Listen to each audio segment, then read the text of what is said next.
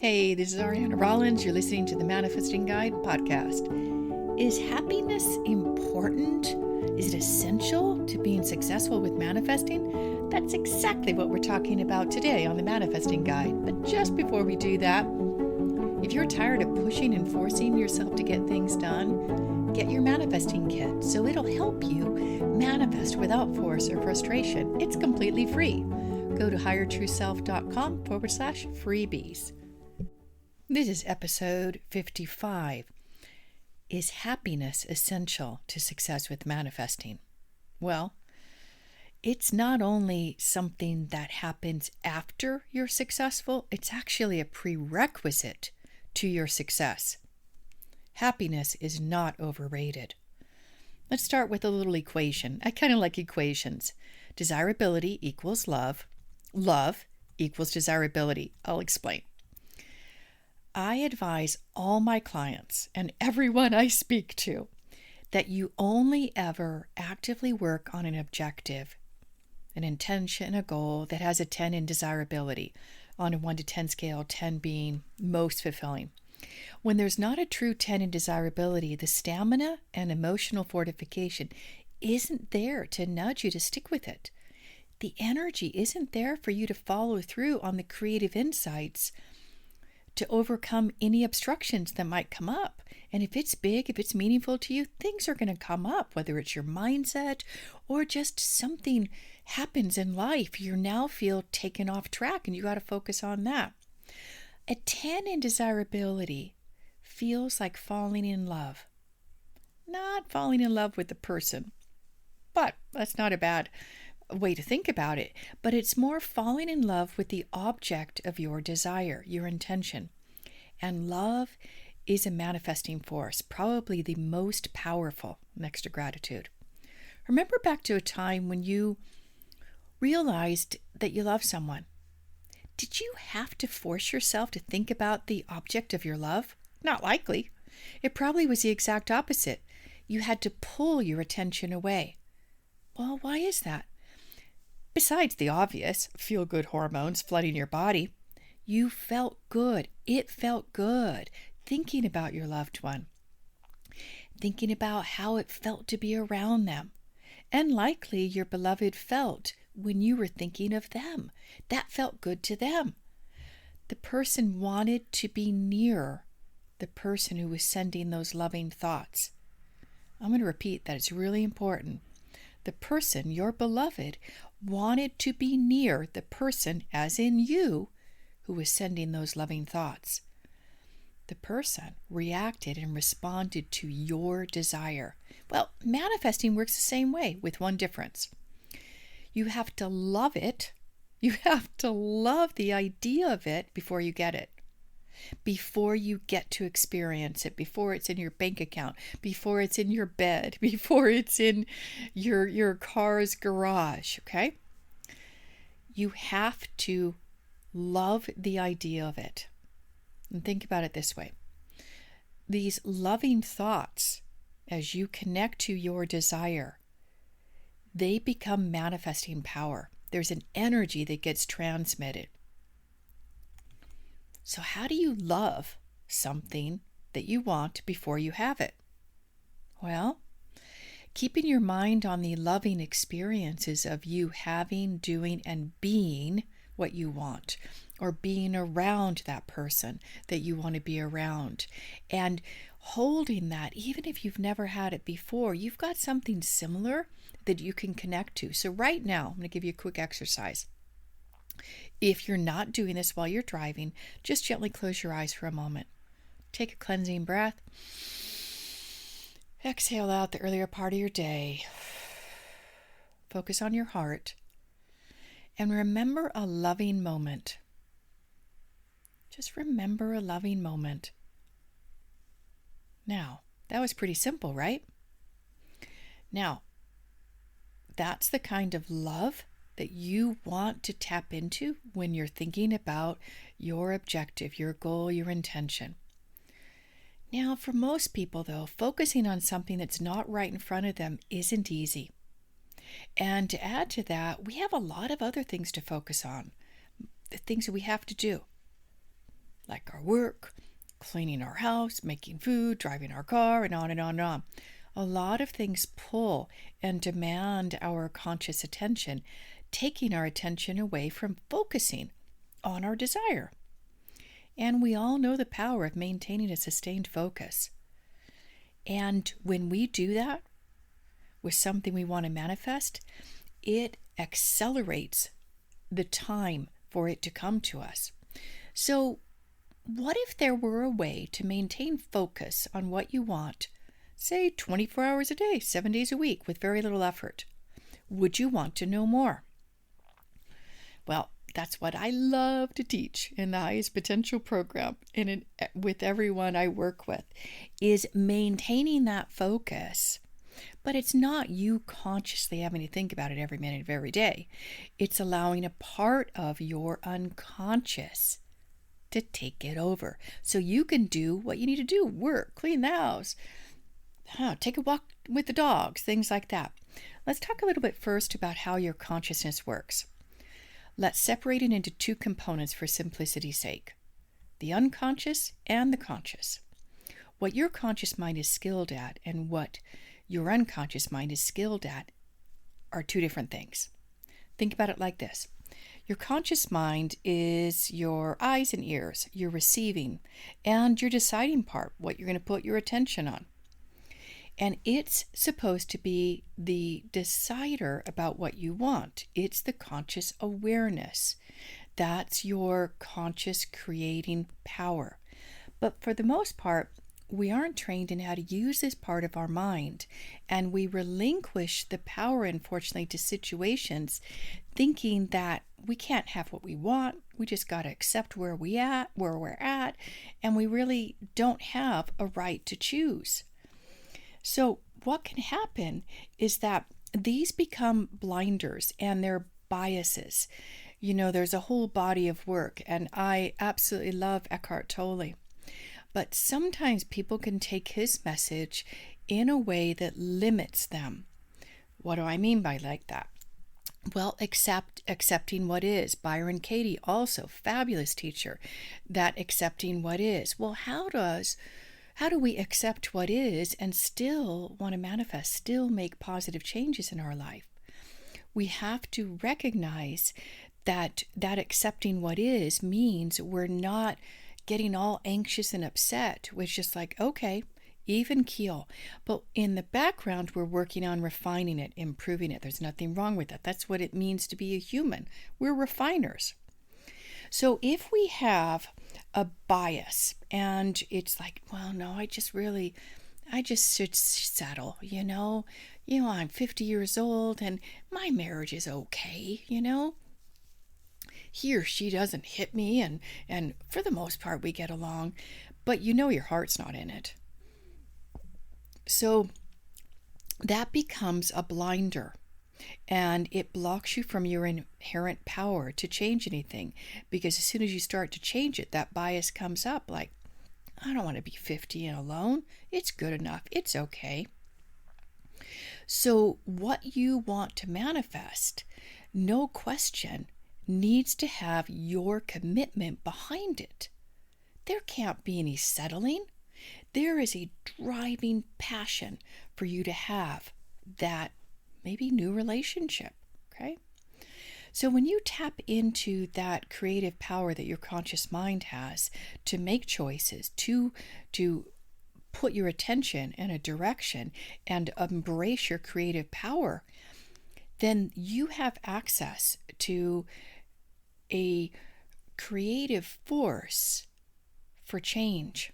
But that's not enough, because deciding is just not enough. How many times have you tried to make a decision? Not tried to make a decision, you've chosen something like to stop eating sugar or stop having a glass of wine with your evening meal, or that you've made a decision to go to the gym 3 times a week. How consistent were you? How long did it take before you decided to go back to the normal status quo because it was too much effort, right? So deciding isn't enough, and that's where we tap into the power of the unconscious mind.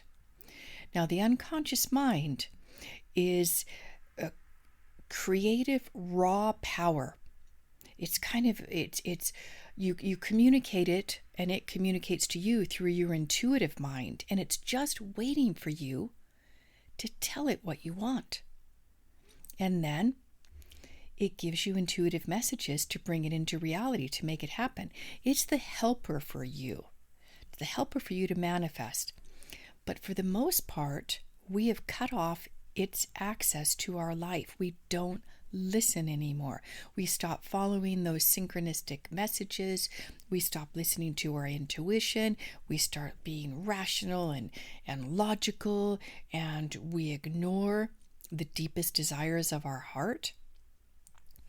So everything that I do is focused on bridging that gap, healing that, so that both parts of us, our conscious and unconscious mind, are in harmony. So when we choose to make a change, we hand over to our unconscious to follow through.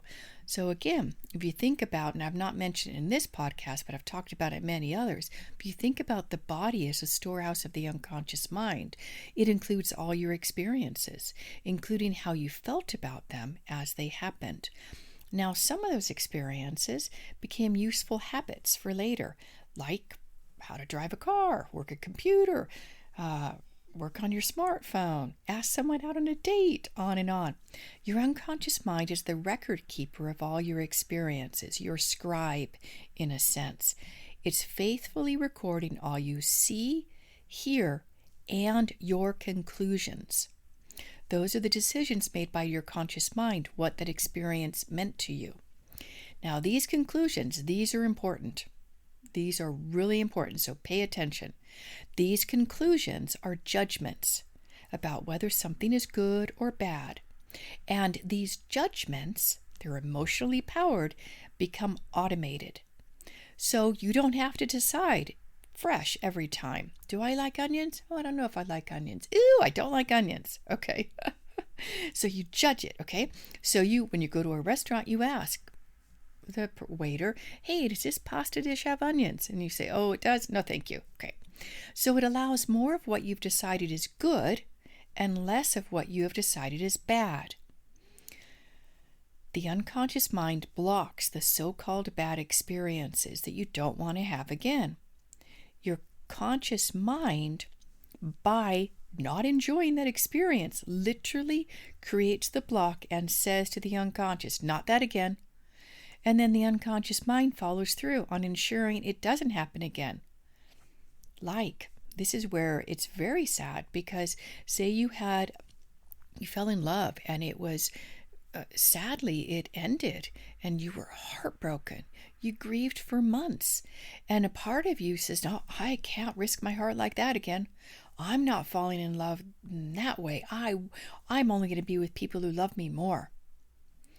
So if you risk too much, in other words, your conscious mind's decided, I'm not risking again, it will block you from manifesting what you want now. Even if your choice, your manifesting wish or desire is to fall in love again. So these biases, these conclusions we jump to when faced with a new opportunity, they rear their head when something new is happening. We call them, in my line of work, blockers. They block us from taking the appropriate action, feeling enthusiastic, and believing in what we want. Now, it sounds like, they could be, it's a good thing, right? Because we've got that bias. We don't want to experience pain again. We don't want to, give our heart away and then have this devastation 3 months later. But what happens is that it's an all or nothing. It's a black or white. So it's not focusing on the subtleties of the person you could fall in love with. The person right in front of you may have one characteristic that's similar to the last partner, but this bias, this blocker, will cancel your objective, cancel your goal, and you won't manifest it. So your unconscious will pull out everything to make it happen, until it hits one of those biases, one of those assumptions, one of those conclusions that says, I don't like onions, I don't like red hair. Okay. This is a funny example.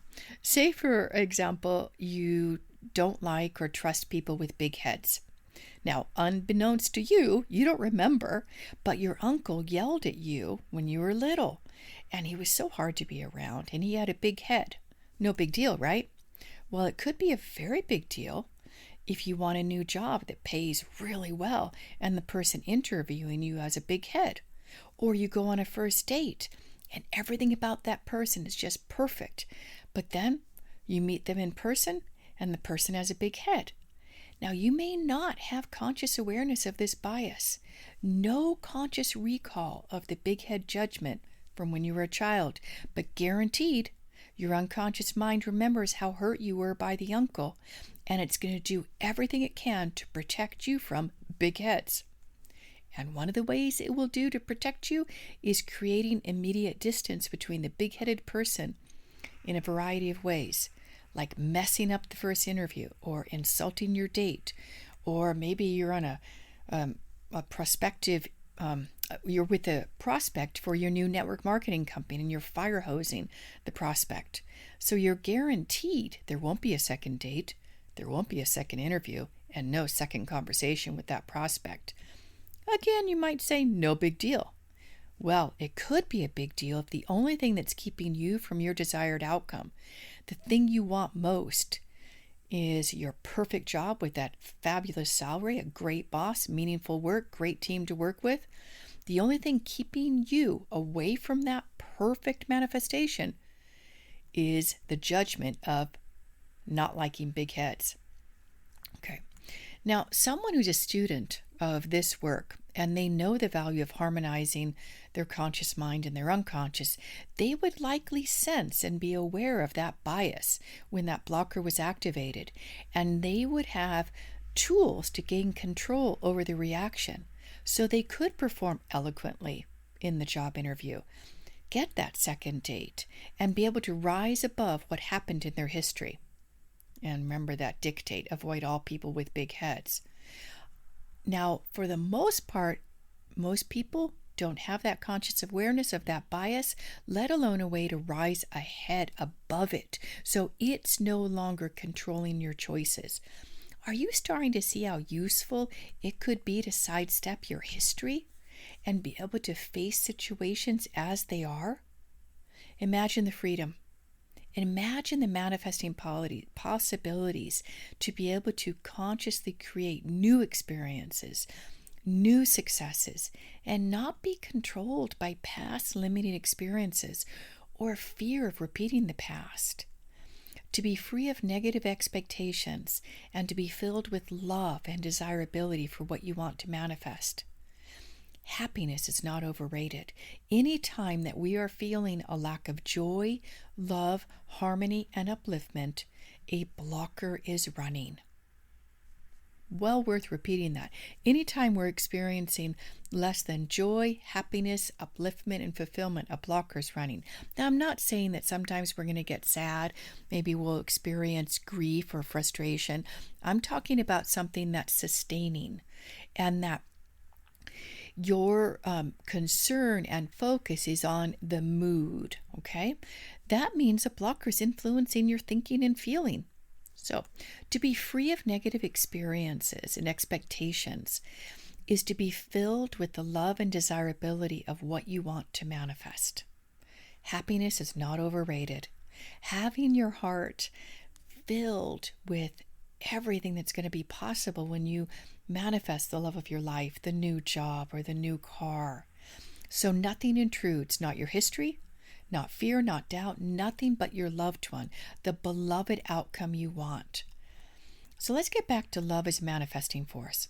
Maintaining a sustained focus on your intention, your desired experience, that which you really want, is not going to be possible if you've got a blocker or bias in control, like that big head blocker. Likely all you'll be focusing on is the big head, and you can't see any of the potential benefits of the job or the qualities of the potential perfect partner, which means your loving focus will be tainted with, I don't want that. The big head blocker is going to fill you so much that you won't even be able to think about your objective, your intention, free of blockers. You're just going to be stuck in big head avoidance. So desirability is love. free of blockers, leading to successful manifesting. That's the aim of my work, that you are successful, you get what you want, and you're free of your history making choices for you.